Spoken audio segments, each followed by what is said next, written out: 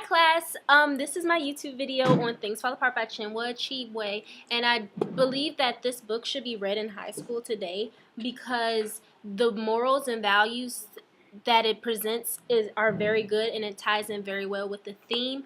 And the theme that I chose was you should not do things for the acceptance of others because they truly do not care once you're dead. And that's obvious when Okonkwo committed suicide and his friends did not even want to touch his body. His so-called friends, the only friend that he had was Obikarika.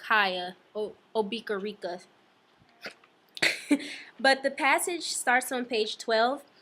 The passage that I chose is Okonkwo ruled his household with a heavy hand. His wives, especially the youngest, lived in perpetual fear of his fiery temper, and so did his little children. Perhaps down in his heart, Okonkwo was not a cruel man, but his whole life was dominated by fear, the fear of failure and of weakness. It was deeper and more intimate than the fear of evil and capricious gods and of magic. The fear of force and the forces of nature, malevolent, red in tooth and claw. Okonkwo's fear was greater than these. It was not external, but lay deep within himself. It was the fear of himself, lest he should be found to resemble his father.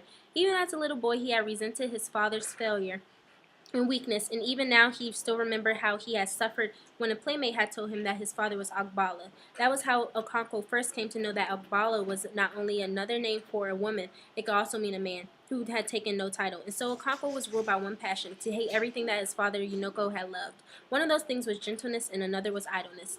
So this shows why Okonkwo was so aggressive to his family and to his friends and to himself because of how his father was, and he hated everything that his father believed in.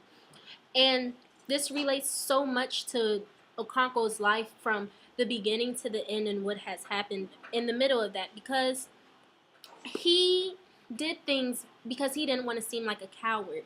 That's why he killed Ikamafime. And that's when the downward spiral had started. That's why he drove himself to kill himself when he had beheaded the missionary that had came.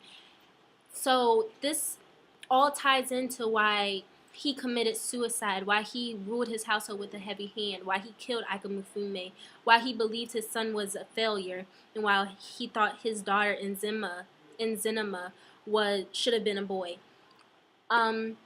I didn't really like this book because of Okonkwo's character and how arrogant and self-centered he was, but I do recommend reading this in high school.